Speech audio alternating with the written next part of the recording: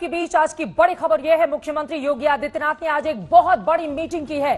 उत्तर प्रदेश में film city के निर्माण को लेकर किस तेजी से योगी की सरकार आगे बढ़ना चाहती है, इसका उदाहरण देने के लिए हमारे साथ खुद माननीय अवस्थी जी, मशहूर सिंगर, इस वक्त जुड़ चुके हैं। मनोज मुंतशिर, जिन्होंने सबसे पहले हिंदी भाषियों के लिए एक हिंदी बेल्ट में फिल्म इंडस्ट्री की मांग उठाई थी, वो भी हमारे साथ जुड़ चुके हैं। और इसके अलावा हमारे साथ कुछ ही देर में फिल्म प्रोड्यूसर और डायरेक्टर सौंदर्या रजनीकांत जी भी जुड़ेंगी। रजनीकांत जी की बेटी हैं, उन्होंने भी बाकायदा आज वीडियो कॉन्फ्रेंसिंग के जरिए योगी आदित्यनाथ को, मुख्यमंत्री को तमाम सलाह दी है। लेकिन सबसे पहले मालिनी जी, शुरुआत आपसे ही करते हुए, अब तो बिल्कुल तेज धुआंधार रफ्तार से मुख्यमंत्री आगे बढ़ रहे हैं। क्या ये माना जाए कि एक खाका जो अभी तक छूट गया था, क्योंकि इसके पहले भी जो गवर्नमेंट रही थी उन्होंने अनाउंस जरूर किया था, लेकिन वो बातें सामने नहीं आ पाई थी, अब मुख्यमंत्री योगी आदित्यनाथ के कार्यकाल में एक ठोस नतीजा भी आता हुआ दिखेगा 2022 के पहले पहले, ये मान लिया जाए फिल्म सिटी के तौर पर?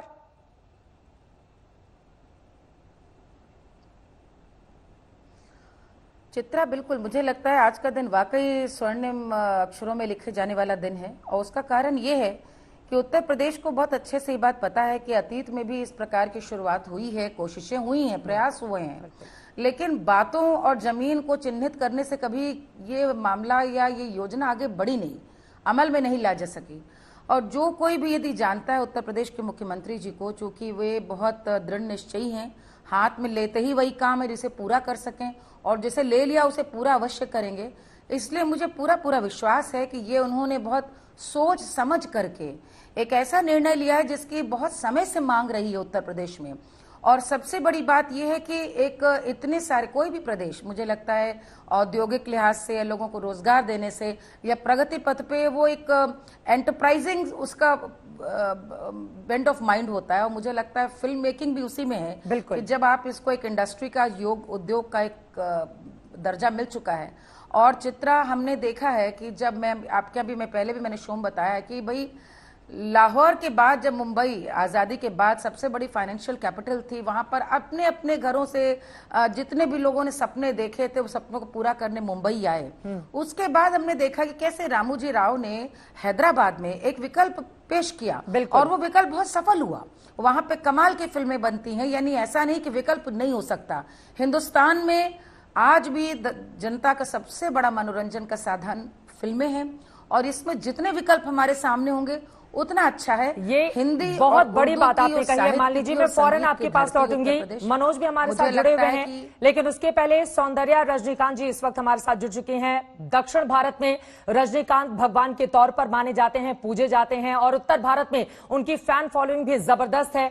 अब जबकि आज प्रतिनिधित्व किया है दक्षिण भारत का सौंदर्या रजनीकांत ने, और इस मीटिंग को खत्म होने के बाद सबसे पहले वो आज तक के साथ, इंडिया टुडे के साथ इस वक्त जुड़ रही है। बहुत स्वागत है आपका सौंदर्या आज तक पर। मेरा पहला सवाल यही, मुख्यमंत्री आदित्यनाथ को किस तरह की सलाह आपकी ओर से दी गई, क्या एडवाइस किया आपने, किस तरह की बातचीत रही, अगर उसके बारे में आप जानकारी दें।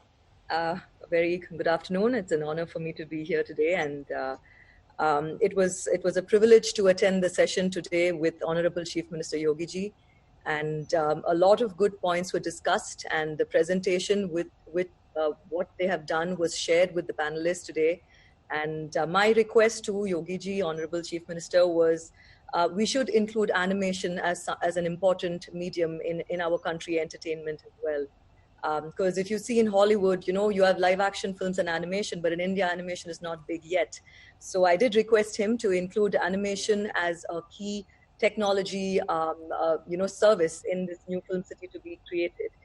And I think the plan is huge, the vision is big, and I was very happy to represent the Tamil industry in Bengal today. And I'm looking forward to shooting and working in this film industry very soon.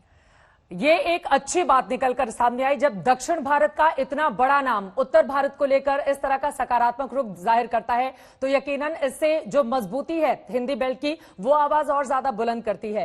चूंकि आपका बॉलीवुड से भी रिश्ता रहा है, रजनीकांत जी जिसके बारे में हमने बताया है कि भगवान के तौर पर एक बहुत बड़ा दर्शक वर्ग है जो उनको पूजता है, जो उनकी फैन फॉलोइंग है, ऐसे में हिंदी बेल्ट को लेकर आप लोग भी बहुत सारी फिल्में बनाना चाहती हैं, जो जानकारी मेरे पास है।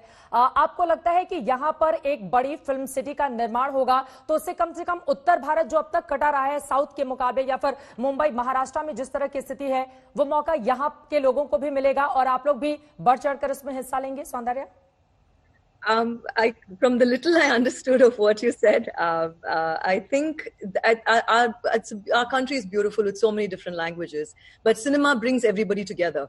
And you know, if you notice, even the love for my father that is all over our country is so overwhelming for us. So I think with such a big film industry coming in the north of India, a lot of southern movie technicians and filmmakers, producers, and directors will come there. As it was mentioned earlier when I joined this call, we do have Ramoji Film City in Hyderabad, which is an iconic film city. So the film city that's going to come in UP, I'm sure will be as iconic, if not more iconic than what we already have. So I think language in the country, entertainment has no language barrier. I'm sorry if I didn't understand your question correctly, but I'm very happy about this film city coming into play. जो question मैंने पूछा था बिल्कुल वही answer आपने दिया। Language की कोई बाधा नहीं होती है आपस में जब बातचीत हम करते हैं तो, और इसका उदाहरण भी आप यहां पर प्रस्तुत कर रही हैं। अगला सवाल मैं आपसे, चूंकि आप हर मुद्दे पर बेबाक अपनी राय रखती हैं, एक बहुत बड़ी इंडस्ट्री को आप आगे अपने साथ कैरी करती हैं, लेकर आगे जाती हैं। रजनीकांत जी ने भी आपको तमाम सजेस्ट किया होगा जब मीटिंग में आप जा रही होंगी। अब मैं आ जाती हूं बॉलीवुड से जो सवाल खड़े हो रहे हैं, चूंकि आज के दौर में बॉलीवुड में बहुत सारे क्वेश्चन, हाल का मामला इस वक्त की सबसे बड़ी खबर जब आप हमारे साथ जुड़ रही हैं, एनसीबी लगातार जांच कर रही है। दीपिका पादुकोण का मामला ड्रग्स के मामले में जोड़कर सामने आया है, उनके कुछ चैट सामने आए हैं। I don't want to comment on this topic. I'm so sorry. I was happy to be on this call to discuss the call that we just had, the webinar we had. But I don't want to comment on anything else, and I would thank you very much.